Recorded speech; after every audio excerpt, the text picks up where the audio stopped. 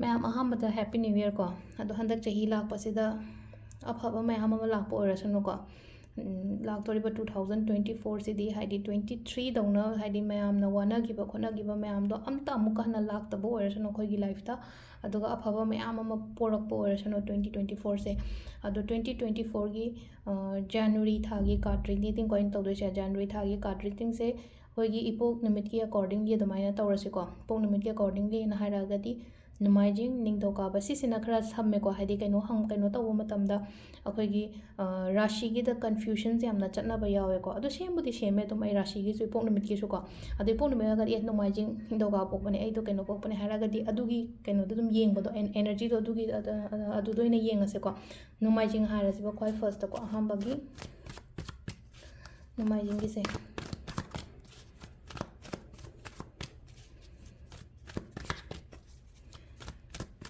नुमाइजिंग से इसीदा कार्ड से लौथोकेको अनी अहुम मरी मंगा को 1 2 3 4 5 को अहमबा अनीसुबा अहुम सुबा मरी सुबा मंगा सुबा को नुमाइजिंग से अखोगी जनवरी था से को फै को यामना फै हाइरगदिको ममांगदा हाइतारेको ममांगिदा एगी प्लानिंग दा करीदा तप्तना खोतना लाए तप याम तम तमना पोचे ओइरखीना खलसेबको हंदकी चही था होरपसदी याम फजना केनो तौरिको मिंगोंदा अइंगोंदा चंगकपा अइना पीबा खोटपा सुगुंबसेको हाइदि गिव एंड टेक सु याम लेनेबा गिव एंड टेक हाइरगदी गिव सेदी अमक चैरिटी गुंबा तौबसेको हाइदि खतंग तौबियोको हाइदि चही होरपदा चैरिटी तौबसु फैको हाइदि फिरोना चिंबनी खंगदे पैसानी खंगदे अमनी खंगदे लैतबा लाइरबदा चैरिटी तौ हाइबनेको हाइदि मरी मतादा पिसनबा नतबा हाइदि लैसलगा पीबा चैरिटी तौबा हाइरगदी नतेको नीडी अमदा पियो हाइबनेबा दरकार लेबा मी अमदा पिबियो हाइबनेको फाइनेंशियली अदु यामना अइंगोंदा को कैनो तौरकने को हाइदि पैसासे लेमागदी मीगी मतेंग पांगनिंगेना को हाइदि आइगी कोनद्रगदी आई कमाइना मीगी मतेंग पांगुनी अदुदुना अइंगोंदा ए सिसि मुक लेमे हाइदि सिसे कोनरे आइगी सी कोनरे आइगी सी खाइदोखरे आई इमुंगी आई चागी आइगी युमगी आइगी कोर्स की करी करा लोय खाइदोखरा खरा अमाउंट खरा लेमौबदो ए सिदैदि खरा मीगी मतेंग खरा पांगबा यारनी को काइना खल्लगा को अदुमाइना गुंबा पांगबियोबा नत्रगना समना हाइसने को ऐसे तो लोग 10,000 चाहेना खल्लबसे 10,000 चारगदी लुपा 500 खतंग लौथोगा मीगी मतेंग पांगबदा कैसु काइदेदनको अदुमाइना तौबियोको अदुमाइना तौबिबो खोपिबो अदु तारगदी अइना मीगी मतेंग पांगिंगे एंगोंदा अफब लाकनेबको एक्सपीरियंस यामना गेन तौरेको लाइफ सिदगी मैम अमा थेंगनरअबने एक्सपीरियंस याम लेरे अकीबा करी करा याम का हाइना थोइदोकनासु हजिकसेको कीबगसे खंगक्तब टाइमिंग हाइबदो ओइरकनिको कीबा हाइरगदी सुम हाइदि की थबा म तौ मतमदा किरक्तबलु सुम हाइदि नहांगैदि ngamgadrane ngamoidrane kaina ningjing mangjing na bokho po tomaina ka leiramaga su ko hojikti isada experience yam leire hogiba matam gi keno kari gra mayam se na ko engonda lots of skill ko haidi sigi matang sida aduga haidi focus to successful hoigani ko ai si tawdaba yade haibagi ko isada keno tawbiyo base je haidi focus to aduga ko ai si je mai pak taba yade si keno tawdaba yade ko haidi ngasai gi manung da nungai taba ko taba mioi bane ai su ngai re mi su ngai re nungai taba me am de leram doine ba thaba ingkang to matam da nungai triba ai gi inner worries ni khangde inner set haidi ko manung da nungai triba matam manung da mata sari ba ko liba just side am da thambiyo aduga thabak ta focus to ba ai yoina haraga di ko sida haise ko thabak ta focus to mental peace yam darkar roi ko haidi wakhan se katang khara keno toy ko haidi kitang mental peace kumba katang phangoi ko phang da base kamai to botai haidi phangan ba tai budu do haidi phangoi haira gadi akoina semdok pa yaina matam leiri ngai de haidi matam leingai semdok pa ya bani na haidi mental peace kumba mai ga to ba aduga kitang ko अमुक हेन को खतंग कनो थादबियु को थप इंखांग सिदा सिदाबुदी हाइबुदी N Hiren's को हाइदि सो अमुक आई पास experience में आम सुम थेंगनरा बनिना हौजिक से ngमनी खोलनी हाइबगी दुम बलायन को अदुगा सिदा लाइसे को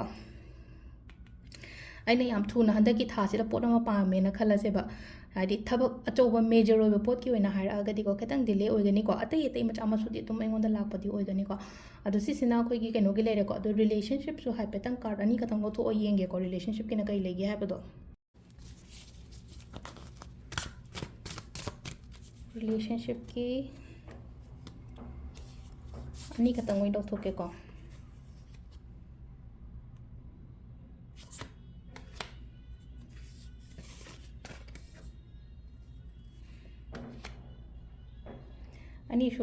ꯑꯅꯤ ꯂꯧꯊꯣꯛꯑꯦ ꯑꯅꯤ ꯂꯧꯊꯣꯛꯄꯁꯤꯗ ꯀꯃꯥꯏꯅ ꯇꯧꯔꯤꯅꯣ ꯍꯥꯏ ꯀꯥꯟ ꯔꯤꯂꯦꯁꯟꯁꯤꯞꯀꯤ ꯒꯥꯏꯗꯦꯟꯁꯁꯤꯅꯀꯣ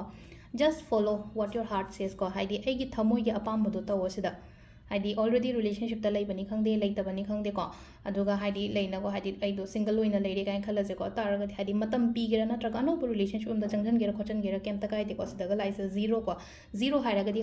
ꯁ꯭ꯇꯥꯔꯠ ꯇꯧꯗꯣꯏꯅꯤꯅ ꯑꯃꯨꯛ ꯍꯥꯏꯗꯤ ꯀꯩꯝꯇ ꯂꯣꯏꯅꯃꯛ ꯍꯥꯟꯅꯒꯤ ꯃꯌꯥꯝꯗꯣ ꯂꯣꯏꯅ ꯆꯦꯞꯇꯔ ꯀ꯭ꯂꯣꯖ ꯇꯧꯈ꯭ꯔꯦꯅ ꯈꯜꯂꯁꯦꯕ ꯑꯅꯧꯕ ꯁ꯭ꯇꯥꯔꯠ ꯑꯃ ꯇꯧꯕꯤꯕ ꯈꯣꯠꯄꯤꯕꯗ ꯀꯩꯁꯨ ꯀꯥꯏꯗꯦꯀꯣ ꯑꯩꯅ ꯈꯜꯂꯤꯕ ꯄꯣꯠꯇꯣ ꯄꯥꯡꯊꯣꯛꯑꯣ ꯀꯩꯝ ꯈꯟꯒꯅꯣ ꯁꯤꯗꯀꯣ ꯍꯥꯏꯗꯤ ꯁꯨꯃꯥꯏꯅ ꯔꯤꯂꯦꯁꯟꯁꯤꯞꯁꯤꯗ ꯀꯩꯅꯣ ꯇꯧ ꯍꯥꯏꯕ ꯂꯩꯇꯦꯕ ꯁꯤꯗ ꯌꯥꯝꯅ ꯋꯥꯕ ꯈꯣꯠꯄꯀꯣ ꯑꯅꯧꯕ ꯍꯥꯏꯔꯒꯗꯤ ꯁꯤꯂꯥꯏꯁꯦ ꯍꯥꯏꯗꯤ ꯅ꯭ꯌꯨ ꯔꯤꯂꯦꯁꯟꯁꯤꯞꯀꯨꯝꯕ ꯀꯩꯒꯨꯝꯕꯁꯨ ꯂꯥꯛꯄ ꯌꯥꯏꯀꯣ ꯁꯤꯡꯒꯜꯉꯩꯒꯤ ꯑꯣꯏꯅ ꯍꯥꯏꯔꯒꯗꯤ ꯍꯣꯏ ꯑꯣꯜꯔꯦꯗꯤ ꯃꯦꯔꯤꯠꯉꯩꯒꯤ ꯑꯣꯏꯅ ꯍꯥꯏꯔꯒꯗꯤ ꯑꯩꯅ ꯁꯤꯗ ꯍꯥꯏꯕꯨꯗꯤ ꯍꯥꯏꯀꯣ ꯍꯥꯏꯗꯤ ꯑꯩꯒꯤ ꯑꯅꯤꯡꯕ ꯑꯄꯥꯝꯕꯗꯣ ꯇꯧꯕꯤꯌꯣꯕ ꯑꯗꯨꯝ ꯑꯩ ꯅꯨꯡꯉꯥꯏꯇꯕ ꯂꯩꯔꯦ ꯐꯣꯡꯗꯣꯛꯑꯣ ꯑꯩꯒꯤ ꯍꯁꯕꯦꯟ ꯑꯣꯏꯔꯣ ꯑꯩꯒꯤ ꯋꯥꯏꯐ ꯑꯣꯏꯔꯣ ꯑꯩꯅ ꯅꯨꯡꯉꯥꯏꯇ꯭ꯔꯤꯁꯦ ꯁꯤꯁꯤꯅꯤ ꯍꯥꯏꯗꯤ ꯂꯣꯠꯂꯒ ꯊꯝꯗꯕꯀꯣ ꯀꯝꯃꯨꯅꯤꯀꯦꯠ ꯐꯖꯅ ꯀ꯭ꯂꯤꯌꯔꯂꯤ ꯀꯝꯃꯨꯅꯤꯀꯦꯠ ꯇꯧꯕꯤꯌꯨꯀꯣ ꯑꯗꯣ ꯁꯤꯁꯤꯅ ꯑꯩꯈꯣꯏꯒꯤ ꯀꯩꯅꯣꯒꯤ ꯂꯩꯔꯦꯀꯣ ꯔꯤꯂꯦꯁꯟꯁꯤꯞꯀꯤ ꯂꯩꯔꯦꯀꯣ ꯃꯊꯪꯒꯤꯁꯤꯅ ꯑꯩꯈꯣꯏꯒꯤ ꯅꯤꯡꯊꯧꯀꯥꯕꯒꯤ ꯑꯃꯨꯛ ꯌꯦꯡꯉꯁꯦ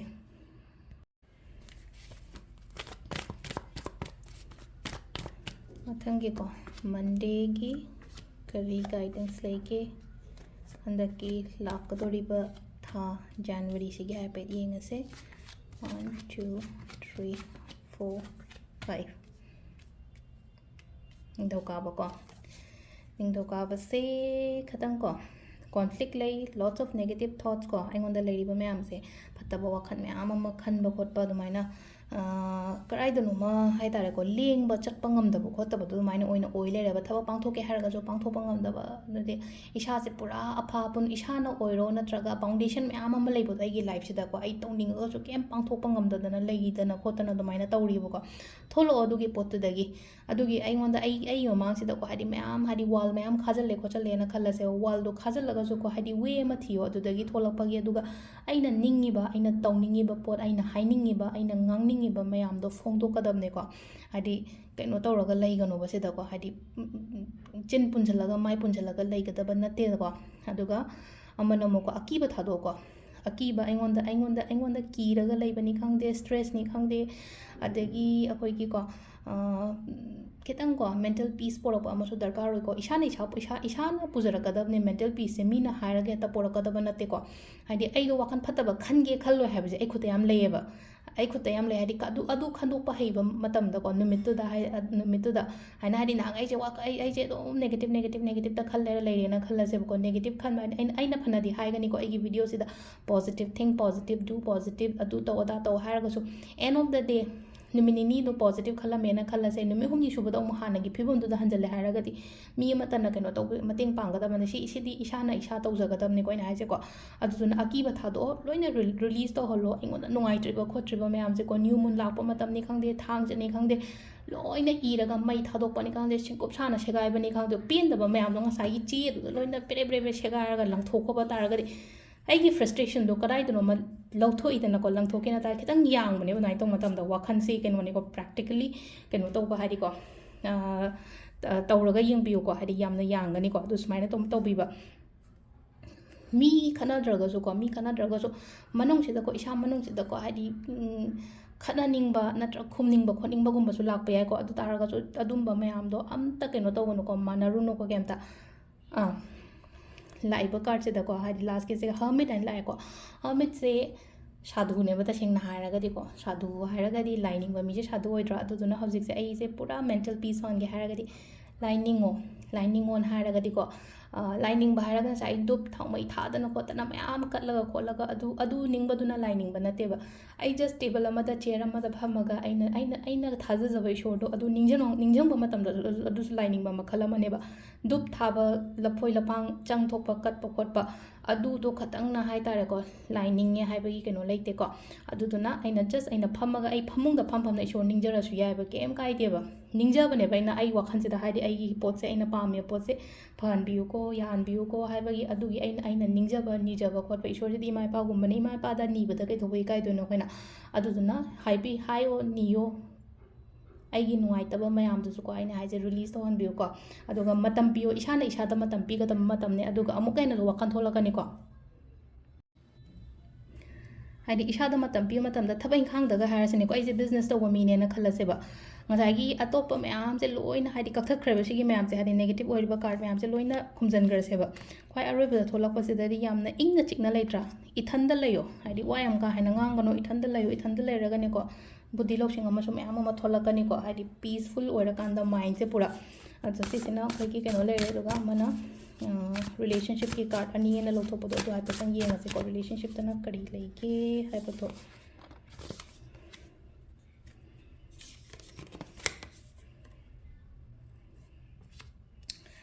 ꯔꯤꯂꯦꯁꯟꯁꯤꯞꯁꯦꯀꯣ ꯑꯩꯅ ꯑꯅꯤꯡꯕ ꯑꯄꯥꯝꯕꯗꯣ ꯃꯦꯅꯤꯐꯦꯁꯇꯦꯁꯟꯒꯨꯝꯕ ꯇꯧꯕ ꯌꯥꯏꯀꯣ ꯍꯥꯏꯗꯤ ꯑꯗꯨꯒ ꯑꯃꯅꯀꯣ ꯈꯤꯇꯪ ꯑꯃꯁꯦ ꯅꯦꯒꯦꯇꯤቭ ꯑꯣꯏꯔꯦꯀꯣ ꯀꯥꯔꯠꯁꯦꯀꯣ ꯅꯦꯒꯦꯇꯤቭ ꯑꯣꯏꯔꯦꯅ ꯍꯥꯏꯔꯒꯗꯤꯀꯣ ꯅꯦꯒꯦꯇꯤቭ ꯑꯣꯏꯕꯅ ꯍꯥꯏꯔꯒꯗꯤ ꯀꯩꯅꯣ ꯍꯥꯏ ꯀꯥꯟꯁꯤꯗ ꯑꯩꯈꯣꯏꯒꯤ ꯃꯤ ꯐꯠꯇꯕꯁꯨ ꯑꯗꯨꯝ ꯂꯥꯛꯀꯅꯤꯀꯣ ꯃꯤ ꯐꯠꯇꯕ ꯍꯥꯏꯔꯒꯗꯤ ꯑꯩꯈꯣꯏꯒꯤ ꯏꯕꯥꯅꯤꯒꯤ ꯔꯤꯂꯦꯁꯟꯁꯤꯞ ꯌꯩꯈꯥꯏ ꯊꯤꯡꯒꯥꯏꯕꯅꯤ ꯈꯪꯗꯦ ꯑꯃꯅꯤ ꯈꯪꯗꯦ ꯀꯅꯥꯅꯣꯝꯅ ꯏꯟꯇꯔꯐꯤꯌꯔ ꯇꯧꯔꯛꯄꯅꯤ ꯈꯪꯗꯦ ꯑꯗꯨꯝꯕ ꯈꯔꯗꯤ ꯂꯩꯒꯅꯤ ꯑꯇꯥꯔꯒꯁꯨ ꯑꯩ ꯉꯁꯥꯏ ꯍꯥꯏꯗꯨꯁꯤꯗ ꯍꯔꯃꯤꯠ ꯂꯥꯏꯁꯦ ꯀꯅꯥꯝꯇꯗ ꯑꯩꯅ ꯋꯥ ꯉꯥꯡꯒꯅꯣ ꯈꯣꯠꯀꯅꯣꯅ ꯍꯥꯏꯗ꯭ꯔꯁꯤꯗ ꯋꯥ ꯉꯥꯡꯒꯅꯣ ꯇꯨꯃꯤꯟꯅ ꯑꯩꯒꯤ ꯇꯧꯐꯝ ꯊꯣꯛꯄ ꯑꯩꯒꯤ ꯂꯩꯐꯝ ꯊꯣꯛꯄꯗꯣ ꯂꯩꯌꯣ ꯃꯇꯝ ꯄꯤꯌꯣ ꯈꯣꯠꯂꯣ ꯍꯥꯏꯀꯣ ꯑꯗꯨ ꯁꯤꯗ ꯍꯥꯏꯇꯥꯔꯦ ꯑꯩꯅ ꯔꯤꯂꯦꯁꯟꯁꯤꯞ ꯐꯠꯇꯦꯅ ꯈꯜꯂꯁꯦ ꯐꯠꯇ꯭ꯔꯒꯁꯨꯀꯣ ꯃꯦꯅꯤꯐꯦꯁꯇꯦꯁꯟꯒꯨꯝꯕ ꯀꯩꯒꯨꯝꯕ ꯇꯧꯕꯤꯌꯨꯀꯣ ꯔꯤꯂꯦꯁꯟꯁꯤꯞꯇꯁꯨ ꯍꯥꯏꯗꯤ ꯑꯃꯨꯛꯀ ꯐ꯭ꯔꯦꯁꯅꯦꯁꯀꯨꯝꯕꯁꯨ ꯂꯥꯛꯀꯅꯤꯕ ꯂꯥꯛꯄꯕꯨꯗꯤ ꯑꯗꯨꯒ ꯆꯦꯛꯁꯤꯜꯂꯣ ꯈꯇꯪꯀꯣ ꯍꯥꯏ ꯔꯤꯂꯦꯁꯟꯁꯤꯞꯀꯤ ꯃꯇꯥꯡꯁꯤꯅ ꯃꯤꯅ ꯉꯥꯡꯕ ꯈꯣꯠꯄ ꯆꯠꯀꯅꯣ ꯑꯗꯨꯒꯤ ꯄꯣꯠꯇꯨꯗꯅ ꯁꯤꯅ ꯑꯩꯈꯣꯏꯒꯤ ꯅꯤꯡꯊꯧꯀꯥꯕꯒꯤ ꯂꯩꯔꯦꯀꯣ ꯂꯩꯕꯥꯛꯄꯣꯛ ꯌꯧꯃꯤ ꯌꯦꯡꯃꯤꯟꯅꯔꯁꯦ ꯃꯊꯪꯒꯤꯁꯤꯅ ꯑꯩꯈꯣꯏꯒꯤ ꯂꯩꯕꯥꯛꯄꯣꯛ ꯅꯨꯃꯤꯠꯀꯤꯀꯣ ꯂꯩꯕꯥꯛꯄꯣꯛ ꯅꯨꯃꯤꯠꯀꯤ ꯍꯥꯏꯐꯦꯠꯇꯪ ꯌꯦꯡꯃꯤꯟꯅꯔꯁꯦ 1 2 3 4 5 ꯀꯣ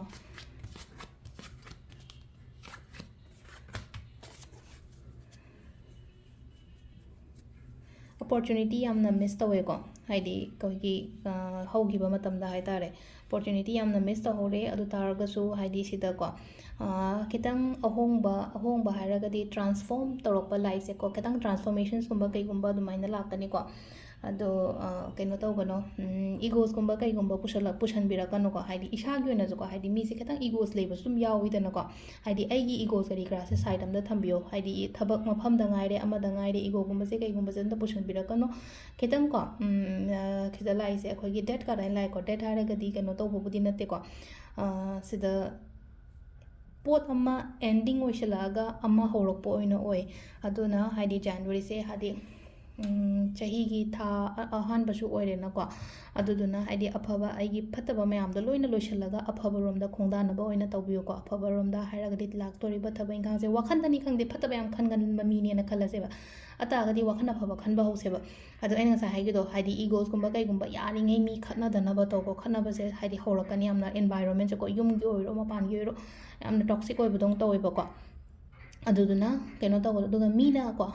ꯅꯝꯊꯍꯟꯒꯅꯣ ꯃꯤꯅ ꯅꯝꯊꯍꯟꯒꯅꯣ ꯍꯥꯏꯔꯒꯗꯤ ꯗꯣꯃꯤꯅꯦꯠ ꯇꯧꯍꯟꯒꯅꯣꯕ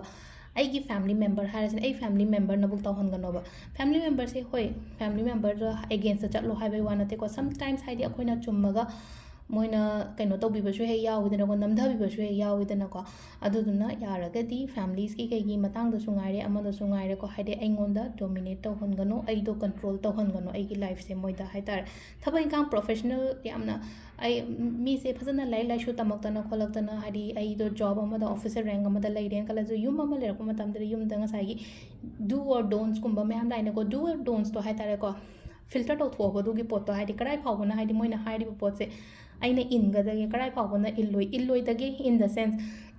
ꯑꯩꯅ ꯆꯠꯂꯤꯕ ꯊꯕꯛꯁꯦ ꯐꯩꯌꯦꯅ ꯐꯩ ꯑꯐꯕ ꯊꯕꯛꯅꯦ ꯑꯩꯅ ꯆꯠꯂꯤ ꯊꯕꯛꯁꯦ ꯇꯥꯔꯒꯁꯨ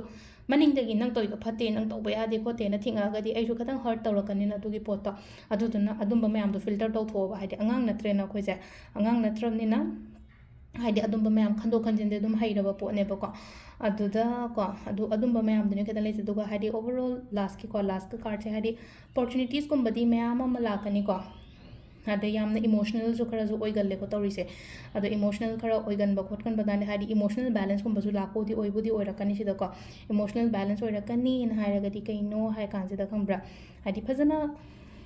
ꯀꯟꯇ꯭ꯔꯣꯜ ꯉꯝꯃꯛꯄꯗꯣ ꯀꯟꯇ꯭ꯔꯣꯜ ꯅꯍꯥꯟꯈꯩꯁꯦ ꯃꯤꯅ ꯀꯩꯅꯣꯝ ꯍꯥꯏꯔꯛꯄ ꯃꯇꯝꯗ ꯁꯥꯎꯅꯤꯡꯕꯅꯤ ꯈꯪꯗꯦ ꯀꯞꯅꯤꯡꯕꯅꯤ ꯈꯪꯗꯦ ꯑꯗꯨꯃꯥꯏꯅꯒꯨꯝꯕ ꯂꯩꯔꯒꯁꯨꯀꯣ ꯍꯧꯖꯤꯛꯇꯤ ꯍꯥꯏꯗꯤ you help learn how to control your emotions ꯀꯣ ꯁꯤꯗ ꯂꯥꯛꯏꯁꯦꯀꯣ ꯑꯗꯨꯒ ꯍꯥꯏꯗꯤ ꯅ꯭ꯌꯨ ꯕꯤꯒꯤꯅꯤꯡ ꯅ꯭ꯌꯨ ꯖꯣꯕ ꯀꯣ ꯀ꯭ꯂꯤꯌꯔ ꯌꯥꯝꯅ ꯑꯣꯏꯔꯛꯄ ꯈꯣꯠꯄ ꯑꯗꯨꯝꯕ ꯄꯤꯔꯤꯀꯣ ꯑꯐꯕꯗꯤ ꯂꯥꯛꯏꯕ ꯑꯩꯒꯤ ꯂꯝꯕꯤꯁꯤꯗꯀꯣ ꯑꯗꯣ ꯁꯤꯁꯤꯅ ꯑꯩꯈꯣꯏꯒꯤ ꯀꯥꯔꯠꯀꯤ ꯂꯩꯔꯦ ꯑꯗꯨꯒ ꯑꯩꯈꯣꯏꯒꯤ ꯀꯩꯅꯣꯒꯤ ꯍꯥꯏꯐꯦꯠꯇꯪ ꯌꯦꯡꯁꯤꯀꯣ ꯔꯤꯂꯦꯁꯟꯁꯤꯞꯀꯤ ꯀꯥꯔꯠ ꯑꯅꯤꯈꯛꯇꯪ ꯂꯧꯊꯣꯛꯑꯒ ꯌꯦꯡꯁꯦ ꯔꯤꯂꯦꯁꯟꯁꯤꯞꯀꯤ ꯀꯥꯔꯠꯁꯤꯅ ꯑꯅꯤ ꯈꯛꯇꯪ ꯑꯣꯏꯅ ꯂꯧꯊꯣꯛꯀꯦꯀꯣ ꯑꯍꯥꯟꯕ ꯑꯅꯤꯁꯨꯕꯀꯣ ꯁꯦꯜꯐ ꯂꯚ ꯑꯃ ꯌꯥꯝ ꯗꯔꯀꯥꯔ ꯑꯣꯏꯀꯣ ꯁꯤꯗ ꯂꯥꯛꯏꯁꯦ ꯁꯦꯜꯐ ꯂꯚ ꯍꯥꯏꯔꯒꯗꯤ ꯏꯁꯥꯗ ꯃꯇꯝ ꯄꯤꯌꯣ ꯏꯁꯥꯗ ꯏꯝꯄꯣꯔꯇꯦꯟꯁ ꯄꯤꯌꯣ ꯑꯃꯅ ꯑꯃꯨꯛ ꯈꯤꯇꯪ ꯂꯣꯡ ꯗꯤꯁꯇꯦꯟꯁ ꯔꯤꯂꯦꯁꯟꯁꯤꯞꯀꯨꯝꯕꯁꯨ ꯑꯣꯏꯕ ꯌꯥꯏꯀꯣ ꯑꯩꯒꯤ ꯄꯥꯔꯠꯅꯔꯁꯤꯅ ꯂꯝ ꯑꯃꯗ ꯑꯩꯅ ꯂꯝ ꯑꯃꯗ ꯅꯠꯇ꯭ꯔꯒ ꯈꯤꯇꯪ ꯂꯥꯞꯅ ꯂꯩꯅꯕꯒꯨꯝꯕ ꯑꯗꯨꯃꯥꯏꯅꯁꯨ ꯑꯣꯏ ꯑꯗꯨ ꯅꯨꯡꯗꯤ ꯅꯨꯡꯁꯤꯅꯕ ꯌꯥꯝꯅ ꯑꯗꯨꯒ ꯑꯗꯨꯃꯥꯏꯅꯁꯨ ꯄꯤ ꯑꯗꯨꯒ ꯑꯩꯅ ꯍꯥꯏꯁꯦꯀꯣ ꯁꯦꯜꯐ ꯂꯚ ꯍꯥꯏꯁꯦꯀꯣ ꯁꯦꯜꯐ ꯂꯚ ꯅꯨꯄꯤꯁꯦ ꯌꯥꯝ ꯐꯖꯅ ꯍꯥꯏꯗꯤ ꯃꯦꯗꯤꯇꯦꯠ ꯇꯧꯔꯒ ꯂꯩꯕꯒꯤ ꯇꯥꯏꯞꯇ ꯑꯃ ꯇꯧꯔ ꯂꯩꯁꯦ ꯁꯤꯗꯀꯣ ꯍꯥꯏꯗꯤ ꯃꯦꯗꯤꯇꯦꯁꯟ ꯇꯧꯕ ꯍꯥꯏꯔꯒꯗꯤ ꯃꯦꯗꯤꯇꯦꯁꯟꯁꯦ ꯏꯁꯥꯒꯤꯗꯃꯛꯇꯤꯅ ꯇꯧꯖꯔꯤꯁꯦ ꯑꯗꯨꯅ ꯁꯦꯜꯐ ꯂꯚ ꯍꯥꯏꯔꯒꯗꯤ ꯅꯨꯄꯤꯗꯒ ꯍꯥꯏꯔꯗꯤ ꯀꯦꯕ ꯈꯣꯠꯄ ꯑꯗꯨꯝꯕ ꯃꯌꯥꯝꯗꯣ ꯑꯗꯨ ꯁꯦꯜꯐ ꯂꯚꯅꯤꯅ ꯍꯥꯏꯗꯤ ꯀꯦꯌꯔ ꯂꯧꯕꯗꯣ ꯏꯁꯥꯒꯤꯗꯃꯛꯇ ꯑꯩꯒꯤ ꯔꯦꯒꯨꯂꯔ ꯑꯩ ꯌꯨꯝꯗ ꯐꯝꯅ ꯌꯣꯒꯥ ꯇꯧꯕꯅꯤ ꯈꯪꯗꯦ ꯑꯗꯒꯤ ꯑꯇꯩ ꯂꯩꯅꯀꯣ ꯍꯥꯏꯗꯤ ꯅꯨꯄꯤꯒꯤ ꯑꯣꯏꯅꯗꯤ ꯀꯦꯕ ꯃꯧꯕ ꯈꯣꯠꯄ ꯑꯗꯨꯝꯕ ꯃꯌꯥꯝ ꯂꯩ ꯍꯥꯏꯗꯤ ꯆꯃꯣꯠꯅꯔꯒ ꯂꯩꯇꯕ ꯍꯥꯏꯇꯥꯔꯦꯀꯣ ꯅꯥꯜꯂꯒꯗꯤ ꯑꯩꯅꯁꯨ ꯍꯥꯏꯅꯀꯣ ꯂꯛꯁꯃꯤ ꯆꯪꯉꯦ ꯀꯩꯅꯣ ꯇꯧꯋꯦ ꯍꯥꯏꯀꯣ ꯌꯨꯝꯗ ꯑꯐꯕ ꯆꯪꯒꯦ ꯈꯣꯠꯀꯦ ꯍꯥꯏꯔꯒꯗꯤ ꯏꯁꯥ ꯅꯥꯟꯕ ꯌꯨꯝ ꯅꯥꯟꯕ ꯈꯣꯠꯄꯁꯦ ꯌꯥꯝ ꯃꯦꯇꯔ ꯇꯧꯋꯦꯕ ꯑꯗꯨꯗꯨꯅꯀꯣ ꯌꯥꯝ ꯀꯦꯌꯔ ꯂꯧꯕꯤꯌꯨꯀꯣ ꯁꯤꯒꯤ ꯄꯣꯠ ꯃꯌꯥꯝꯁꯦ ꯑꯗꯣ ꯀꯩꯅꯣ ꯂꯩꯔꯦꯀꯣ ꯑꯩꯈꯣꯏꯒꯤ ꯁꯤꯁꯤꯅ ꯑꯩꯈꯣꯏꯒꯤ ꯂꯩꯕꯥꯛꯄꯣꯛꯄ ꯅꯨꯃꯤꯠꯀꯤ ꯂꯩꯔꯦꯀꯣ ꯃꯊꯪꯒꯤ ꯌꯦꯡꯉꯁꯤꯀꯣ ꯃꯊꯪꯒꯤ ꯌꯨꯝꯁꯀꯩꯁꯒꯤ ꯑꯣꯏꯅ ꯖꯥꯟꯋꯥꯔꯤꯁꯦ ꯀꯩ ꯂꯩꯒꯦ ꯍꯥꯏꯕꯗꯣ ꯃꯊꯪꯒꯤꯁꯤꯅ ꯑꯩꯈꯣꯏꯒꯤ ꯌꯨꯝꯁꯀꯩꯁ ꯅꯨꯃꯤꯠꯀꯤ ꯍꯥꯏꯐꯦꯠ ꯌꯦꯡꯉꯁꯤꯀꯣ ꯌꯨꯝꯁꯀꯩꯁꯒꯤ ꯀꯥꯔꯠ ꯅꯝꯕꯔ 1 2 3 4 and 5 ꯀꯣ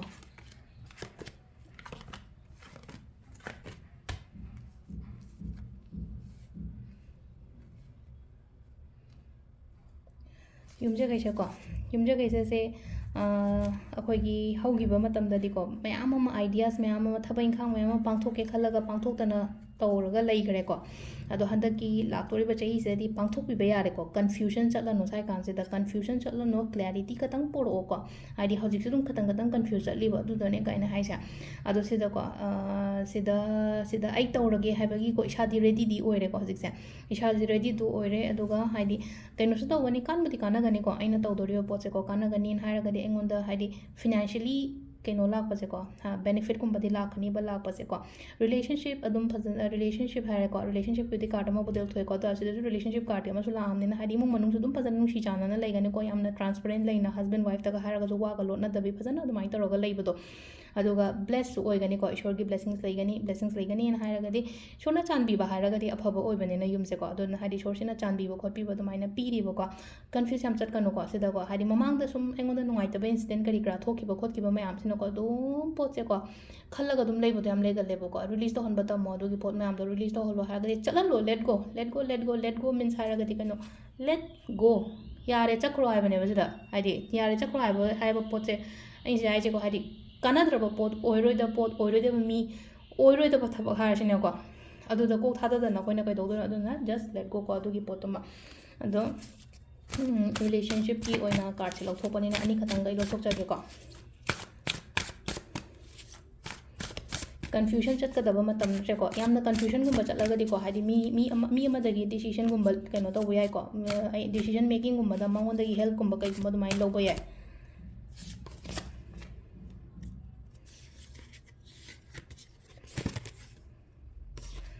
ꯔꯤꯂꯦꯁꯟꯁꯤꯞꯁꯨꯗ ꯌꯥꯝ ꯐꯖꯅ ꯂꯥꯛꯑꯦꯀꯣ ꯁꯦꯝ ꯀꯥꯔꯠꯁꯤꯗꯁꯨ ꯑꯃꯨꯛ ꯂꯥꯛꯑꯦꯀꯣ ꯍꯥꯏꯗꯤ ꯂꯚꯔꯁ ꯀꯥꯔꯠ ꯂꯥꯛꯏꯁꯦꯀꯣ ꯍꯥꯏꯗꯤ ꯅꯨꯡꯁꯤ ꯆꯥꯟꯅꯅ ꯂꯩꯕ ꯈꯣꯠꯄ ꯑꯗꯨꯃꯥꯏꯅ ꯑꯣꯏꯅ ꯂꯩꯕꯗꯣ ꯍꯥꯏꯗꯤ ꯁꯤꯗ ꯂꯥꯛꯏꯁꯦꯀꯣ ꯍꯥꯏꯗꯤ ꯄꯦꯖ ꯑꯣꯐ ꯋꯥꯟꯁꯀꯣ ꯄꯦꯖ ꯑꯣꯐ ꯋꯥꯟꯁꯤꯁꯨ ꯌꯥꯝ ꯐꯩꯀꯣ ꯑꯩꯈꯣꯏꯒꯤ ꯔꯤꯂꯦꯁꯟꯁꯤꯞꯇ ꯍꯥꯏꯗꯤ ꯑꯅꯧꯕ ꯔꯤꯂꯦꯁꯟꯁꯤꯞꯀꯨꯝꯕ ꯂꯥꯛꯄꯁꯨ ꯌꯥꯏ ꯂꯥꯛꯑꯒꯁꯨ ꯌꯥꯝꯅ ꯐꯕ ꯔꯤꯂꯦꯁꯟꯁꯤꯞ ꯑꯣꯏꯒꯅꯦꯕ ꯁꯤꯗꯀꯣ ꯍꯥꯏꯗꯤ ꯍꯥꯟꯅ ꯑꯦꯛꯁꯄꯤꯔꯤꯌꯦꯟꯁ ꯊꯤꯈ꯭ꯔꯦꯅ ꯈꯜꯂꯁꯦꯕ ꯔꯤꯂꯦꯁꯟꯁꯤꯞꯀꯤ ꯃꯇꯥꯡꯁꯤꯗ ꯑꯗꯨꯕꯨ ꯂꯥꯛꯀꯗꯧꯔꯤꯕꯗꯗꯤ ꯅꯉꯣꯟꯗ ꯑꯐꯕꯗꯤ ꯂꯥꯛꯀꯅꯤ ꯑꯗꯨꯅ ꯀꯩꯝꯇ ꯗꯥꯎꯠ ꯊꯝꯒꯅꯣ ꯋꯥꯔꯤ ꯁꯥꯟꯅꯧ ꯀꯩꯅꯣ ꯇꯧꯅꯣ ꯍꯥꯏꯗꯤ ꯈꯪꯅꯕꯤꯌꯨꯀꯣ ꯍꯥꯏꯗꯤ ꯁꯤꯡꯒꯜꯉꯩꯒꯤ ꯑꯣꯏꯅꯅꯤꯀꯣ ꯑꯩꯅ ꯍꯥꯏꯁꯦꯀꯣ ꯍꯥꯏꯗꯤ ꯂꯩꯅ ꯈꯪꯅꯕꯒꯤ ꯅꯠꯇꯦꯀꯣ ꯍꯥꯏꯗꯤ ꯑꯅꯧꯕ ꯀꯩꯅꯣ ꯇꯧꯕ ꯍꯥꯏ ꯇꯥꯔꯒꯗꯤ ꯍꯥꯟꯅ ꯃꯃꯥꯡꯗ ꯑꯦꯛꯁꯄꯤꯔꯤꯌꯦꯟꯁ ꯊꯤꯈ꯭ꯔꯒꯁꯨ ꯃꯤꯁꯦ ꯐꯠꯇꯕ ꯑꯗꯨꯝ ꯂꯥꯛꯀꯅꯤ ꯍꯥꯏꯕ ꯂꯩꯇꯦꯗꯅꯀꯣ ꯑꯗꯨꯒꯤꯅꯤꯀꯣ ꯑꯗꯨꯒ ꯑꯣꯜꯔꯦꯗꯤ ꯃꯦꯔꯤꯠ ꯀꯩꯀꯥ ꯑꯣꯏꯔꯒꯁꯨꯀꯣ ꯔꯤꯂꯦꯁꯟꯁꯤꯞ ꯑꯗꯨꯝ ꯃꯑꯣꯡ ꯇꯥꯅ ꯂꯩꯔꯤꯀꯣ ꯁꯤꯁꯤꯅ ꯑꯩꯈꯣꯏꯒꯤ ꯌꯨꯝꯁꯀꯩꯁꯒꯤ ꯂꯩꯔꯦ ꯃꯊꯪꯒꯤ ꯁꯒꯣꯜꯁꯦꯟꯒꯤ ꯑꯃꯨꯛ ꯌꯦꯡꯃꯤꯟꯅꯔꯁꯦ ꯃꯊꯪꯒꯤꯁꯤꯅ ꯁꯒꯣꯜꯁꯦꯟ ꯅꯨꯃꯤꯠꯀꯤꯀꯣ ꯁꯒꯣꯜꯁꯦꯟ ꯅꯨꯃꯤꯠꯀꯤ ꯑꯍꯥꯟꯕ ꯊꯥ ꯆꯍꯤ ꯑꯅꯧꯕꯒꯤ ꯀꯔꯤ ꯒꯥꯏꯗꯦꯟꯁ ꯂꯩꯒꯦ ꯍꯥꯏꯕꯗꯣ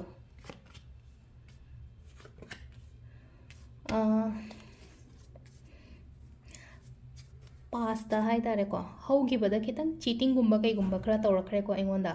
ꯑꯗꯨꯗꯨꯅꯀꯣ ꯍꯧꯖꯤꯛꯁꯨ ꯑꯗꯨꯝ ꯈꯟꯖꯤꯜꯂꯒ ꯂꯩꯕꯗꯣ ꯑꯗꯨꯃꯥꯏꯅ ꯇꯧ ꯂꯩꯔꯦꯕ ꯁꯤꯗ ꯍꯥꯏꯗꯤ ꯑꯩ ꯃꯃꯥꯡꯗ ꯃꯤꯁꯦ ꯂꯩꯅꯀꯣ ꯍꯥꯏꯗꯤ ꯆꯤꯠ ꯐꯤꯜ ꯇꯧꯕ ꯅꯠꯇ꯭ꯔꯒ ꯑꯩꯉꯣꯟꯗ ꯄꯣꯠ ꯑꯃ ꯍꯨꯔꯥꯟꯈ꯭ꯔꯗꯤ ꯑꯗꯨꯝ ꯅꯤꯡꯁꯤꯡ ꯃꯥꯡꯖꯤꯡꯅꯔ ꯑꯗꯨꯃꯥꯏꯅ ꯂꯩꯇ꯭ꯔꯥ ꯑꯗꯨꯗꯨꯅꯀꯣ ꯑꯩꯒꯤ ꯂꯥꯏꯐꯁꯤꯗꯀꯣ ꯍꯧꯈꯤꯕ ꯃꯇꯝꯁꯤꯗ ꯑꯩꯉꯣꯟꯗ ꯈꯤꯇꯪꯀꯣ ꯍꯥꯏꯗꯤ ꯃꯤꯁꯤꯅ ꯑꯩꯉꯣꯟꯗ ꯆꯤꯠ ꯇꯧꯔꯝꯕꯅꯤ ꯈꯪꯗꯦ ꯑꯃꯅꯤ ꯈꯪꯗꯦ ꯑꯗꯨꯃꯥꯏꯅꯒꯨꯝꯕ ꯇꯧꯕ ꯃꯇꯝꯁꯤꯗꯀꯣ ꯍꯧꯖꯤꯛꯁꯨ ꯑꯗꯨꯝ unnecessary ꯈꯜꯂꯒ ꯂꯩꯀꯣ ꯈꯟꯒꯅꯨꯀꯣ ꯑꯗꯨꯒꯤ ꯄꯣꯠꯇꯣ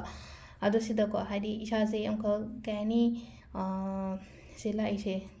ꯀꯩ ꯊꯕꯛꯁꯦ ꯇꯧꯕ ꯃꯇꯝꯁꯤꯗꯀꯣ ꯑꯩꯒꯤ ꯊꯕꯛ ꯏꯪꯈꯥꯡꯒꯤ ꯑꯣꯏꯅ ꯍꯥꯏꯔꯒꯗꯤꯀꯣ ꯑꯩꯅ ꯈꯟꯖꯔꯤꯕ ꯑꯩꯅ ꯉꯥꯏꯖꯔꯤꯕ ꯄꯣꯠꯇꯣ ꯂꯥꯛꯀꯅꯤꯕ ꯂꯥꯛꯀꯅꯤ ꯍꯥꯏꯗꯤ ꯍꯧꯖꯤꯛ ꯍꯦꯛꯇ ꯗꯛ ꯂꯥꯎꯅ ꯑꯣꯏꯍꯟꯅꯤꯡꯕ ꯈꯣꯠꯍꯟꯅꯤꯡꯕ ꯑꯗꯨꯒꯤ ꯋꯥ ꯅꯠꯇꯦꯀꯣ ꯁꯤꯗ ꯅꯪꯃꯣ ꯍꯥꯏꯗꯤ ꯑꯣꯏꯒꯅꯤ ꯈꯤꯇꯪ ꯉꯥꯏꯌꯣ ꯍꯥꯏꯗꯤ ꯁꯤꯗ ꯊꯕꯛ ꯏꯪꯈꯥꯡꯒꯤ ꯃꯇꯥꯡꯗꯅꯤꯀꯣ ꯁꯤꯗ ꯑꯩꯅ ꯉꯥꯏꯌꯣꯅ ꯍꯥꯏꯁꯦ ꯉꯥꯏꯌꯣ ꯋꯥꯈꯜ ꯀꯩꯅꯣ ꯇꯧꯒꯅꯣ ꯍꯥꯏ ꯇꯥꯔꯦꯀꯣ ꯑꯩ ꯑꯁꯨꯛ ꯌꯥꯝ ꯍꯣꯠꯅꯔꯒ ꯑꯩꯉꯣꯟꯗ ꯁꯨꯃꯥꯏꯅ ꯔꯤꯇꯔꯟ ꯂꯥꯛꯇ꯭ꯔꯤꯁꯤ ꯀꯩꯒꯤꯅꯣ ꯈꯣꯠꯀꯤꯅꯣ ꯀꯥꯏꯅ ꯑꯗꯨꯃꯥꯏꯅ ꯈꯟꯒꯅꯣꯕ ꯖꯁ ꯏꯠꯁ ꯇꯦꯛ ꯇꯥꯏꯝ ꯃꯤꯒꯤ ꯃꯇꯝ ꯍꯥꯏꯕ ꯑꯃ ꯂꯩꯅꯀꯣ ꯃꯤ ꯃꯇꯝ ꯌꯧꯔꯛꯑꯒꯗꯤ ꯀꯅꯥꯝꯇꯅ ꯊꯤꯡꯕ ꯉꯝꯕ ꯅꯠꯇꯦꯅ ꯑꯗꯨꯗꯨꯅ ꯑꯩꯒꯤꯁꯨ ꯃꯇꯝ ꯂꯥꯛꯀꯅꯤ ꯍꯥꯏꯕꯒꯤꯀꯣ ꯏꯁꯥꯗ ꯊꯥꯖꯕ ꯊꯝꯕꯤꯌꯣꯕ ꯁꯤꯗꯀꯣ ꯑꯩꯁꯦ ꯍꯥꯏꯗꯤ ꯑꯩꯁꯦ ꯃꯌꯥꯝ ꯑꯃ ꯁꯨꯔꯦ ꯅꯣꯡꯉꯥꯟꯕꯗꯒꯤ ꯅꯨꯃꯤꯠ ꯇꯥꯕꯨ ꯁꯨꯔꯦ ꯑꯩ ꯑꯦꯛꯁꯄꯦꯛ ꯇꯧꯋꯦꯕ ꯍꯥꯏꯗꯤ ꯁꯝꯅ ꯍꯥꯏꯔꯕꯗ 15,000-20,000 ꯑꯩ ꯐꯪꯐꯝ ꯊꯣꯛꯑꯦꯅ ꯈꯜꯂꯁꯦꯕ ꯊꯥ ꯑꯃꯗ ꯇꯥꯔꯒ ꯉꯁꯥꯏꯒꯤ ꯔꯤꯇꯔꯟꯁꯤꯗ ꯍꯥꯏꯗꯤ ꯂꯣꯏ ꯈꯥꯏꯗꯣꯛꯀ ꯈꯣꯠꯇꯣꯛꯀ 10,000 ꯂꯦꯝꯃꯦꯅ ꯈꯜꯂꯁꯦꯕ ꯑꯗꯨꯗ ꯑꯩꯗꯣ ꯒꯤꯞ ꯑꯞ ꯇꯧꯒꯗꯕ ꯅꯠꯇꯦꯕ ꯍꯣꯠꯅꯒꯗꯕꯅꯦꯕ ꯑꯃꯨꯛꯀ ꯍꯦꯟꯅ ꯍꯣꯠꯅꯒꯗꯕꯅꯦꯕ ꯁꯤꯗꯀꯣ ꯑꯗꯨꯒ ꯏꯁꯥꯁꯤꯗꯀꯣ ꯑꯃꯅ ꯑꯃꯨꯛ ꯁꯤꯂꯩꯁꯦꯀꯣ ꯅꯦꯒꯦꯇꯤꯞ ꯊꯣꯠꯁ ꯌꯥꯝ ꯈꯜꯂꯦꯀꯣ ꯈꯟꯒꯅꯨꯀꯣ ꯅꯦꯒꯦꯇꯤꯞ ꯊꯣꯠꯁ ꯌꯥꯝ ꯈꯟꯒꯅꯨ ꯁꯤꯗ ꯑꯗꯨꯒ ꯍꯥꯏꯗꯤ ꯅꯦꯒꯦꯇꯤꯞ ꯊꯣꯠꯁꯦ ꯌꯥꯝ ꯈꯜꯂꯒꯗꯤ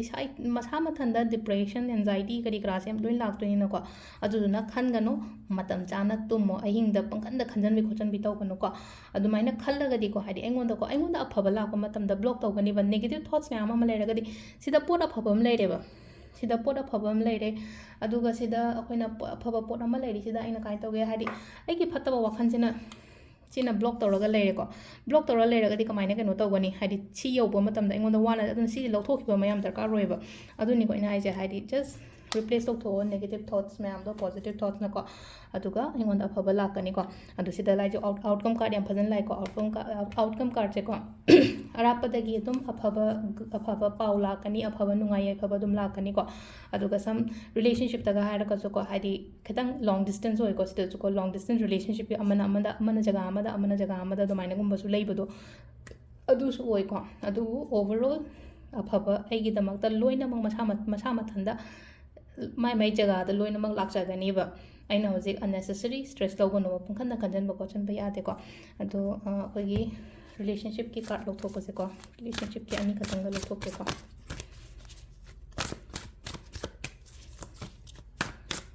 sabon se numit kisse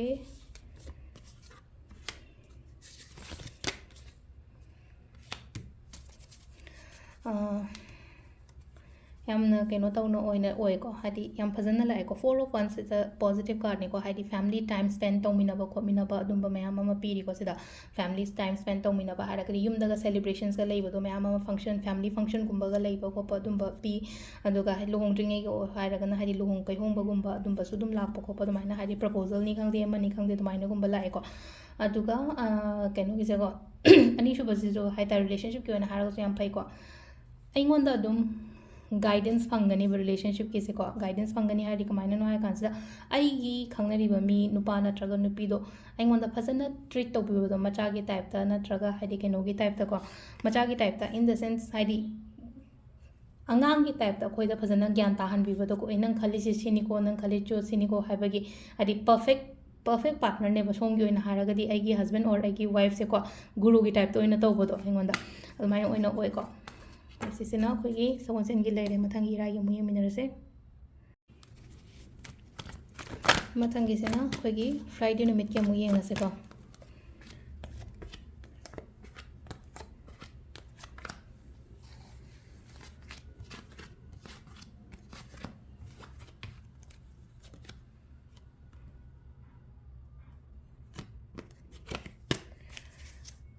friday ki se ko थबक खितंग कन्फ्यूजन गुम्बा खरा लैगनी को इशा से द कन्फ्यूजन यामना लैगनी इन हारगदी कैनो हाय कान से द को कैनो म तौगे न खलसे ब कैनो म तौ मतम से द को खोगी इमोशंस आइगे नुंगाइ तब खोतब मयाम से न लोइना हेक ब्लॉक तो सुनबा गुम्बा ꯑꯗꯨꯗꯨꯅ ꯁꯤꯗꯀꯣ ꯃꯤꯁꯦ ꯁꯤꯗꯀꯣ ꯕ꯭ꯂꯥꯏꯟ ꯐꯣꯜ ꯇꯧꯔꯒ ꯂꯩꯇ꯭ꯔꯥ ꯁꯤꯗ ꯂꯩꯔꯤꯕ ꯀꯥꯔꯠꯁꯦ ꯃꯃꯥꯏ ꯄꯨꯟꯁꯤꯜꯂꯒ ꯂꯩꯅꯤ ꯃꯤꯠ ꯄꯨꯟꯁꯤꯜꯂꯒꯗꯤ ꯀꯗꯣꯝ ꯆꯠꯇꯣꯏꯅꯣ ꯍꯥꯏꯕꯗꯣ ꯈꯪꯗꯦꯗꯅꯀꯣ ꯑꯗꯨꯗꯨꯅꯅꯤ ꯑꯩꯈꯣꯏꯅꯁꯦ ꯍꯥꯏꯁꯦ ꯁꯤꯗ ꯍꯥꯏꯇꯥꯔꯦ ꯏꯃꯣꯁꯟꯅꯦꯜ ꯕ꯭ꯂꯣꯛ ꯇꯧꯕ ꯍꯥꯏꯔꯒꯗꯤ ꯏꯃꯣꯁꯟꯅꯦꯜ ꯕ꯭ꯂꯣꯛ ꯃꯤ ꯏꯃꯣꯁꯟꯅꯦꯜ ꯕ꯭ꯂꯣꯛ ꯇꯧꯕꯅ ꯍꯥꯏꯔꯗꯤ ꯑꯩꯈꯣꯏꯁꯦ ꯊꯋꯥꯏ ꯅꯨꯡꯉꯥꯏꯇ꯭ꯔꯒ ꯅꯠꯇ꯭ꯔꯒ ꯀꯩꯅꯣꯝꯃ ꯇꯧꯕ ꯃꯇꯝꯗꯗꯤ ꯍꯥꯏꯗꯤ ꯋꯥꯈꯜ ꯊꯣꯛꯇꯦ ꯑꯗꯨꯒ ꯇꯧꯐꯝ ꯂꯥꯛꯐꯝ ꯈꯪꯗꯦꯗꯅꯀோ ꯑꯗꯨꯃꯥꯏꯅ try to control your emotion ko sida haidoi che ko haidi intro aigi emotions mayam do control tawbiba thamo blindfolded leri se haidi hangdo haidi khut punjan badi natte ba sida mit khatang ni ba pulli se haidi mit se hangdo ke haibagi aingonda kaino di leina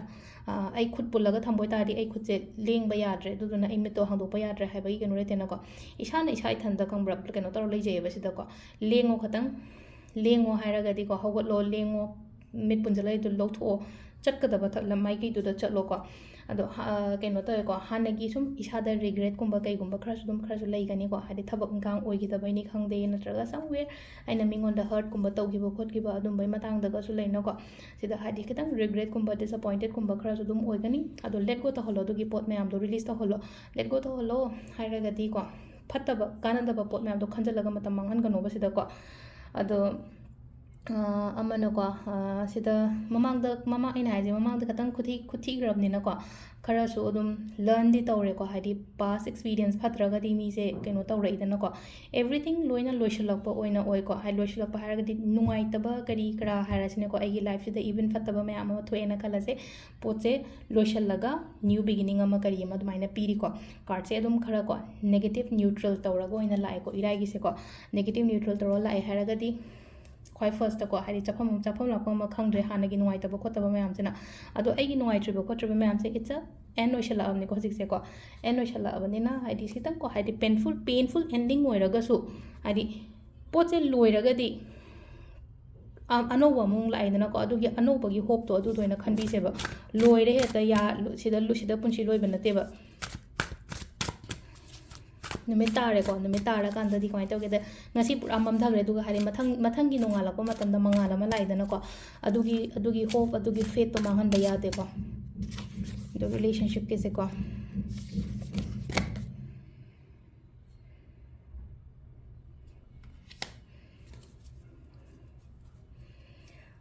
relationship ke se ko hari aphaba shula e ko aphaba shula ha gri wheel of fortunes kumba su la e ko sida lai se ko amana night of swords and like on night of swords se da ko wakhan se amumu chamam nagi tawbodo chamam nagi tawba hairaga di kamai no hai kan se da sometimes ko hai tare ko kaino ma hek khalakpa mi amagi maram de heta khalakpa khopa do maina gumbe to oigale ko adi aina thabak oina tawdraga so ko hadi just pot to hadi click torpodo aigi mind da kan anuma mu click tawraga hadi wakhanda amu lakpudi toyba laaga su ko laaga su sida ko hadi mi duga chatkani khotkani haibadi leite ko hadi sida hadi yamna positive oiba card ama laibani na ko hadi mi sida aigi partner sida ko hadi ma se sum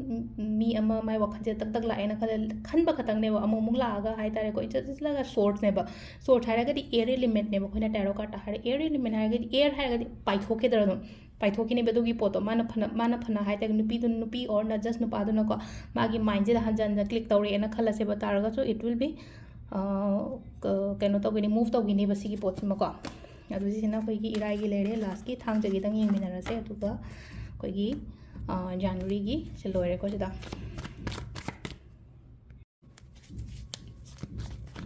mathang gi sina thang jagi da su ma ani ahum mari manga ahamba ani shuba suba ani shuba manga shuba ko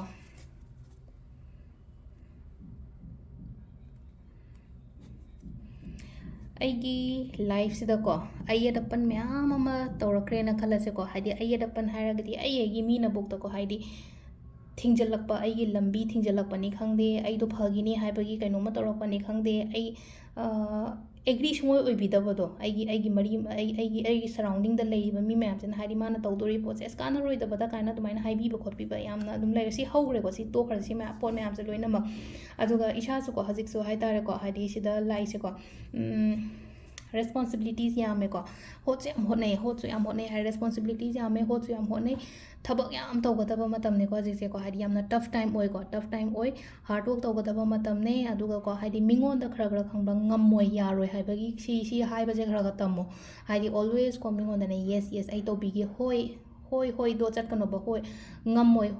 ꯑꯁ ꯐꯔꯛ ꯇꯥꯅꯤꯗ ꯍꯥꯏꯗꯤ ꯉꯝꯃꯣꯏꯅ ꯑꯃ ꯍꯥꯏꯕ ꯁꯤꯒꯤ ꯋꯥꯔꯗꯁꯤꯃꯛ ꯁꯤꯖꯤꯟꯅꯕ ꯅꯨꯡꯉꯥꯏꯇ꯭ꯔꯒꯁꯨ ꯈꯤꯇꯪ ꯐꯔꯛ ꯇꯥꯗꯧ ꯃꯥꯜꯂꯦ ꯍꯟꯗꯛꯇꯤ ꯌꯥꯝꯅ ꯈꯤꯇꯪ ꯁꯨꯒꯔ ꯀꯣꯇꯦꯠ ꯑꯣꯏꯕ ꯋꯥꯔꯗ ꯁꯤꯖꯤꯟꯅꯔꯒꯀꯣ ꯍꯥꯏꯗꯤ ꯁꯨꯒꯔ ꯀꯣꯇꯦꯠ ꯑꯣꯏꯔꯒꯗꯤ ꯃꯤꯗꯨꯁꯨ ꯍꯔꯠ ꯇꯧꯗꯦꯗꯅꯀോ ꯑꯩꯒꯤ ꯑꯣꯄꯣꯖꯤꯠ ꯄꯔꯁꯟꯗ ꯉꯁꯥꯏꯒꯤ ꯍꯦꯜꯞ ꯅꯤꯔꯛꯏꯕ ꯅꯠꯇ꯭ꯔꯒ ꯑꯩꯉꯣꯟꯗ ꯍꯥꯏꯗꯤ ꯍꯦꯜꯞ ꯅꯤꯔꯛꯄ ꯍꯥꯏꯁꯦ ꯇꯧꯕꯨꯗꯤ ꯅꯤꯒꯗ ꯉꯁꯥꯏꯒꯤ ꯑꯩꯉꯣꯟꯗ ꯊꯕꯛ ꯃꯌꯥꯝ ꯑꯃ ꯂꯩꯔꯒ ꯑꯩꯅ ꯃꯤꯒꯤ ꯍꯦꯜꯞ ꯇꯧꯔꯒꯗꯤ ꯑꯩꯒꯤ ꯊꯕꯛꯇꯤ ꯀꯅꯥꯅ ꯇꯧꯕꯤꯗꯕ ꯇꯥꯔꯒꯗꯤ ꯑꯗꯨꯗꯨꯅ ꯐꯖꯅ ꯔꯦꯁꯄꯣꯟꯁꯀꯨꯝꯕ ꯄꯤꯕꯤꯕ ꯍꯥꯏꯇꯥꯔꯦꯀꯣ ꯁꯤꯗ ꯖꯁ ꯈꯤꯇꯪꯀꯣ ꯅꯣ ꯍꯥꯏꯕꯁꯦꯀꯣ ꯇꯝꯃꯣ ꯈꯇꯪꯀꯣ ꯅꯣ ꯍꯥꯏꯕ ꯇꯝꯃꯣ ꯑꯗꯨꯒꯀꯣ ꯁꯤꯗꯀꯣ ꯍꯥꯏꯗꯤ ꯑꯩꯅ ꯍꯣꯠꯅꯔꯤꯕ ꯑꯩꯅ ꯇꯧꯔꯤꯕ ꯈꯣꯠꯂꯤꯕ ꯃꯌꯥꯝꯁꯦꯀꯣ ꯅꯪꯒꯤ ꯍꯥꯔꯗ ꯋꯔꯛ ꯃꯌꯥꯝꯁꯦ ꯅꯪ ꯑꯗꯨꯒꯤ ꯃꯍꯩ ꯁꯣꯏꯗꯅ ꯐꯪꯒꯅꯤꯕ ꯂꯥꯏꯁꯦꯀꯣ ꯑꯗꯨꯒꯤ ꯃꯍꯩ ꯁꯣꯏꯗꯅ ꯐꯪꯅꯤ ꯍꯥꯏꯗꯤ ꯄꯤꯄꯜ ꯋꯤꯜ ꯔꯤꯀꯣꯛꯅꯥꯏꯖ ꯌꯨ ꯀꯣ ꯁꯤꯗ ꯂꯥꯛꯏꯁꯦꯀꯣ ꯄꯤꯄꯜ ꯋꯤꯜ ꯔꯤꯀꯣꯛꯅꯥꯏꯖ ꯌꯨ ꯍꯥꯏꯔꯒꯗꯤ ꯃꯤꯅ ꯃꯁꯛ ꯈꯪꯕꯤꯕꯗꯣ ꯑꯩꯅ ꯍꯣꯠꯅꯔꯤꯕ ꯑꯩꯅ ꯇꯧꯔꯤꯕ ꯈꯣꯠꯂꯤꯕ ꯃꯌꯥꯝꯁꯤꯅ ꯃꯥꯅ ꯇꯧꯔꯤꯁꯦ ꯌꯦꯡꯉꯨꯅꯦ ꯍꯥꯏꯗꯤ ꯃꯁꯥ ꯃꯊꯟꯇ ꯍꯣꯠꯅꯔꯒ ꯁꯤꯒꯤ ꯁ꯭ꯇꯦꯖꯁꯦ ꯌꯧꯔꯛꯏꯅꯤꯅꯦ ꯀꯥꯏꯅ ꯍꯥꯏꯕ ꯑꯗꯨꯝ ꯇꯥꯕ ꯌꯥꯎꯅꯤ ꯂꯩꯀꯥꯏꯗꯒ ꯑꯗꯨꯝ ꯍꯥꯏꯅꯕ ꯌꯥꯎꯋꯦꯅꯀꯣ ꯃꯥꯏ ꯃꯇꯧ ꯇꯝꯃꯨꯅꯦ ꯀꯥꯏꯅ ꯍꯥꯏꯗꯤ ꯑꯦꯛꯖꯥꯝꯄꯜ ꯁꯦꯠ ꯇꯧꯕꯗꯣ ꯍꯥꯏꯗꯤ ꯂꯥꯏꯔꯤꯛꯁꯦ ꯌꯦꯡꯉꯨꯅꯦ ꯃꯥꯗꯤ ꯄꯨꯡ 3ꯗꯩ ꯍꯧꯒꯠꯂ ꯄꯥꯕꯅꯦ ꯑꯩꯈꯣꯏꯅ ꯑꯉꯥꯡ ꯆꯩꯕꯗꯒ ꯌꯥꯎꯗ꯭ꯔꯥ ꯑꯗꯨꯝ ꯑꯉꯥꯡ ꯍꯧꯖꯤꯛꯐꯥꯎꯗꯤ ꯆꯩꯗ꯭ꯔꯦ ꯍꯥꯏꯗꯤ ꯑꯩꯈꯣꯏ ꯑꯍꯟꯉꯩꯅꯒ ꯆꯩꯔꯛꯄ ꯃꯇꯝꯗ ꯃꯣꯏꯗꯤ ꯌꯦꯡꯉꯣ ꯍꯥꯏꯗꯤ ꯁꯨꯃꯥꯏꯅ ꯁꯤꯒꯤ ꯃꯇꯝꯁꯤꯗ ꯍꯧꯒꯠ ꯂꯥꯏꯔꯤꯛ ꯄꯥꯏ ꯅꯣꯏꯁꯨ ꯄꯥꯎ ꯀꯥꯏꯅ ꯑꯦꯛꯖꯥꯝꯄꯜ ꯁꯦꯠ ꯇꯧꯔꯒ ꯆꯩꯕꯗꯣ ꯍꯥꯏꯗꯤ ꯉꯁꯥꯏ ꯃꯤ ꯃꯆꯥ ꯑꯐꯕꯗꯣ ꯄꯛꯁꯜꯂꯒ ꯆꯩꯕꯗꯣ ꯑꯗꯨꯃꯥꯏꯅ ꯇꯧꯔꯒ ꯍꯥꯏꯗꯤ ꯄꯛꯁꯜꯂꯒ ꯆꯩꯕ ꯍꯥꯏꯔꯒ ꯍꯥꯏꯗꯤ ꯑꯐꯕꯅꯦꯕ ꯐꯅꯕꯒꯤꯗꯃꯛꯇ ꯃꯥꯅ ꯉꯥꯡꯖꯩꯅꯦꯕ ꯑꯗꯨꯗꯨꯅ ꯍꯥꯏꯗꯤ ꯑꯦꯛꯖꯥꯝꯄꯜ ꯁꯦꯠ ꯇꯧꯒꯅꯤꯀꯣ ꯃꯥ ꯃꯇꯧ ꯇꯝꯃꯨꯅꯦ ꯍꯥꯏꯕꯒꯤ ꯑꯗꯨꯃꯥꯏꯅ ꯇꯧꯔꯒꯀꯣ ꯑꯁꯤ ꯂꯩꯁꯦꯀꯣ ꯑꯗꯣ ꯃꯦꯅꯤꯄꯨꯂꯦꯠ ꯇꯧꯕꯗ ꯆꯠꯀꯅꯨꯀꯣ ꯃꯤꯅ ꯉꯥꯡꯖꯟꯕ ꯃꯇꯝꯗ ꯆꯠꯄ ꯌꯥꯗꯦ ꯑꯃꯨꯛ ꯆꯠꯀꯦ ꯇꯧꯋꯦꯀꯣ ꯃꯤꯅ ꯀꯩꯅꯣꯝꯃ ꯍꯥꯏꯔꯛꯄ ꯃꯇꯝꯗꯀꯣ ꯑꯩꯒꯤ ꯅꯤꯌꯔ ꯑꯦꯟ ꯗꯤꯌꯔ ꯋꯥꯟꯒꯨꯝꯕ ꯂꯩꯅꯀꯣ ꯑꯩ ꯏꯃꯨꯡꯗ ꯂꯩꯕ ꯃꯤ ꯃꯌꯥꯝꯁꯤꯅ ꯍꯥꯏꯗꯤ ꯀꯩꯅꯣꯝ ꯍꯥꯏꯔꯛꯄ ꯃꯇꯝꯗ ꯃꯣꯏꯅ ꯍꯥꯏꯕꯗꯣ ꯑꯩ ꯆꯠꯀꯦ ꯇꯧꯋꯦꯕ ꯃꯦꯅꯤꯄꯨꯂꯦꯠꯀ ꯀꯩꯅꯣ ꯇꯧꯕꯒ ꯈꯦꯠꯅꯩꯀꯣ ꯋꯥꯔꯗꯁꯦ ꯈꯤꯇꯪꯀꯣ ꯃꯦꯅꯤꯄꯨꯂꯦꯠ ꯍꯥꯏꯔꯒꯗꯤ ꯑꯩꯅ ꯇꯧꯗꯣꯔꯤꯕ ꯄꯣꯠꯁꯦ ꯌꯦꯛꯈꯥꯏ ꯊꯤꯡꯒꯥꯏꯗꯣꯏꯒꯤ ꯇꯧꯔꯛꯄ ꯀꯥꯡꯕꯨ ꯑꯃ ꯅꯠꯇ꯭ꯔꯒ ꯍꯥꯏꯗꯤ ꯑꯩꯒꯤꯗꯃꯛꯇ ꯋꯦꯜ ꯋꯤꯁꯔ ꯑꯣꯏꯕ ꯍꯥꯏꯕ ꯑꯃꯁꯨ ꯂꯩꯅꯀꯣ ꯏꯃꯨꯡ ꯃꯅꯨꯡꯗꯗꯤ ꯑꯗꯨꯝ ꯋꯦꯜ ꯋꯤꯁꯔꯗꯤ ꯑꯣꯏꯔꯅꯤꯅꯀꯣ ꯁꯔꯥꯎꯟꯗꯤꯡꯁꯤꯗꯤ ꯇꯝꯕ ꯉꯝꯗꯦꯅ ꯑꯃꯨꯛ ꯍꯥꯏꯗꯤ ꯃꯦꯅꯤꯄꯨꯂꯦꯠ ꯇꯧꯔꯛꯄꯁꯨ ꯌꯥꯏ ꯅꯪꯒꯤꯗꯃꯛꯇ ꯍꯥꯏꯗꯤ ꯑꯦꯄ꯭ꯔꯤꯁꯤꯌꯦꯠ ꯇꯧꯔꯛꯄꯁꯨ ꯌꯥꯏꯀꯣ ꯑꯗꯨꯗꯨꯅ ꯍꯥꯏꯗꯤ ꯑꯦꯄ꯭ꯔꯤꯁꯤꯌꯦꯠꯀ ꯃꯦꯅꯤꯄꯨꯂꯦꯠꯀꯁꯦ ꯈꯤꯇꯪꯀꯣ ꯍꯥꯏꯗꯤ ꯈꯥꯏꯗꯣꯛꯑꯣ ꯁꯤꯒꯤ ꯗꯤꯐ꯭ꯔꯦꯟꯁꯁꯦ ꯀꯔꯤꯅꯣ ꯁꯤꯒꯤ ꯃꯤꯅꯤꯡꯁꯦ ꯀꯔꯤꯅꯣ ꯁꯤꯒꯤ ꯑꯥꯊ꯭ꯔꯁꯤꯅ ꯀꯔꯤꯅꯣ ꯁꯤꯒꯤ ꯑꯥꯊ꯭ꯔꯁꯤꯅ ꯀꯔꯤꯅೋ ꯍꯥꯏꯕꯗꯣ ꯃꯦꯅꯤꯄꯨꯂꯦꯠ ꯍꯥꯏꯔꯒꯗꯤ ꯑꯩꯉꯣꯟꯗ ꯇꯧꯍꯟꯅꯤꯡꯗꯅ ꯉꯁꯥꯏꯒꯤ ꯑꯩꯒꯤ ꯄꯣꯠꯇꯣ ꯑꯣꯏꯗꯅꯕ ꯅꯦꯒꯦꯇꯤቭ ꯀꯩꯅꯣꯅꯦꯀꯣ ꯑꯄ꯭ꯔꯤꯁꯤꯌꯦꯠ ꯍꯥꯏꯔꯒꯗꯤ ꯊꯥꯒꯠꯄꯗꯨꯅꯦ ꯁꯤꯗꯀꯣ ꯍꯥꯏꯗꯤ ꯑꯩꯅ ꯇꯧꯔꯤꯕ ꯃꯌꯥꯝꯁꯤꯒꯤ ꯑꯃꯨꯛ ꯍꯦꯟꯅ ꯊꯥꯒꯠꯄꯤꯔꯒ ꯑꯃꯨꯛ ꯍꯦꯟꯅ ꯕꯦꯀꯤꯡ ꯏꯟꯕꯤꯕꯗꯣ ꯆꯠꯂꯨꯅꯦ ꯏꯕꯨꯡꯉꯣ ꯏꯕꯦꯝꯃ ꯆꯠꯂꯨꯅꯦ ꯃꯅꯤꯡꯗꯒꯤ ꯍꯥꯏꯅ ꯑꯗꯨꯃꯥꯏꯅ ꯇꯧꯔꯒ ꯑꯗꯣ ꯄꯩꯁꯥ ꯅꯨꯡꯁꯥꯁꯦꯀꯣ ꯁꯦꯚꯤꯡꯁ ꯇꯧꯕ ꯉꯝꯒꯅꯤꯀꯣ ꯄꯩꯁꯥꯁꯦꯀꯣ ꯄꯩꯁꯥ ꯈꯛꯇꯪ ꯑꯗꯨꯝ ꯍꯟꯗꯛꯀꯤ ꯊꯥꯒꯤ ꯑꯣꯏꯅ ꯍꯥꯏꯔꯗꯤ ꯄꯩꯁꯥ ꯅꯨꯡꯁꯥ ꯁꯦꯚꯤꯡꯁ ꯇꯧꯕ ꯉꯝꯒꯅꯤ ꯑꯗꯨꯒ ꯀꯩꯅꯣ ꯇꯧꯒꯅꯤ ꯑꯗꯨꯝ ꯂꯥꯛꯁꯨ ꯂꯥꯛꯀꯅꯤ ꯑꯗꯣ ꯍꯥꯏꯗꯤ ꯈꯤꯇꯪꯀꯣ ꯑꯔꯅꯤꯡꯒ ꯑꯦꯛꯁꯄꯦꯟꯗꯤꯆꯔꯒꯁꯦ ꯈꯔ ꯁꯨꯃꯥꯏꯅ ꯇꯧꯔ ꯆꯠꯂꯣ ꯍꯥꯏꯔꯒꯗꯤ ꯕꯦꯂꯦꯟꯁ ꯇꯧꯑꯣ ꯍꯥꯏꯗꯤ ꯑꯔꯅꯤꯡꯁꯦ ꯉꯁꯥꯏꯒꯤ ꯁꯝꯅ ꯍꯥꯏꯔꯕꯗ 50,000 ꯇꯥꯜꯂꯦꯅ ꯈꯜꯂꯁꯦ ꯑꯗꯨ ꯇꯥꯔꯒꯗꯤ ꯑꯩ ꯈꯔ ꯑꯩꯒꯤ ꯁꯤꯖꯤꯟꯅꯐꯝ ꯊꯣꯛꯄ ꯍꯥꯏꯗꯤ ꯁꯦꯞ ꯇꯧꯕ ꯇꯝꯃꯣꯕ ꯂꯣꯏꯅꯃꯛ 50 ꯇꯥꯜꯂꯦ ꯍꯥꯏꯔꯒ ꯍꯨꯝꯐꯨꯗꯤ ꯆꯠꯍꯟꯕꯗꯤ ꯌꯥꯗꯦꯀꯣ ꯑꯗꯨꯅ ꯈꯤꯇꯪ ꯕꯦꯂꯦꯟꯁ ꯇꯧꯕ ꯑꯃ ꯗꯔꯀꯥꯔ ꯑꯣꯏꯀꯣ ꯑꯗꯣ ꯁꯤꯗ ꯂꯩꯔꯦ ꯑꯩꯈꯣꯏꯒꯤ ꯖꯅꯋꯥꯔꯤꯒꯤ ꯇꯦꯔꯣ ꯀꯥꯔꯗ ꯔꯤꯗꯤꯡꯁꯦ ꯃꯌꯥꯝꯀꯣ ꯊꯦꯡꯛ ꯌꯨ ꯑꯩꯅ ꯔꯤꯂꯦꯁꯟꯁꯤꯞꯀꯤ ꯀꯥꯔꯗ ꯍꯥꯞꯍꯧꯗ꯭ꯔꯦ ꯔꯤꯂꯦꯁꯟꯁꯤꯞꯀꯤꯀꯣ ꯀꯥꯔꯗ ꯑꯅꯤꯈꯛꯇꯪꯒ ꯂꯧꯊꯣꯛꯑ ꯌꯦꯡꯉꯁꯦꯀꯣ ꯊꯥꯡꯖ ꯅꯨꯃꯤꯠꯀꯤ ꯑꯣꯏꯅ ꯔꯤꯂꯦꯁꯟꯁꯤꯞꯀꯤ ꯑꯣꯏꯅ ꯀꯔꯤ ꯒꯥꯏꯗꯦꯟꯁ ꯀꯔꯤ एनर्जी लेके हाइबरको 1 2 रिलेशनशिप से खतंग चैलेंजिंग होएगनी को चैलेंजिंग होएगनी फसना खल्लो मतम पियो इशादा मतम पियो रिलेशनशिप से मतम पियो हाइदी हजिक से खतंग नबाइनी की मरकता हाइदी सेली कनो लेना खल्लसेबको हाइदी कशु नतबदगा सुम ngangnaba khotnaba लेना खल्लसेबो खनागनो मूव ऑन सु तौगनो केम तौगनो जस्ट गिव सम टाइम मतम खतंग पियो इशादा मतम पियो स्पेस पिनो खरगरा स्पेस पिनाबा हारगदी अखोइना मीजे सुम नंग काइदा ले नंग कई तौरी खोली हाय मतमदा ngasai इरिटेट ओरकपनी खंगदे फ्रस्ट्रेट ओरकपनी खंगदे हे गदाइन तौइनाको अदो स्पेस पिनारगदी माना संग मतमदा माइन तौजरसने होरेन कोना तौबिरगेदा नत्रगन हाइदी नंग काइदा ले नंग अत कई तौरी खोली हाइबा अदुम्बा मयाम तोमदा थीदबेदा खतंग स्पेस पिनो इशादा मतम पियो सिसिना क्वाइदगी बेस्ट ओइगनी को रिलेशनशिप की मतंग सिदना अदो सिदा लेरेको अखोई हंदकी थागी कार्ड की मेसेज से मैम थैंक यू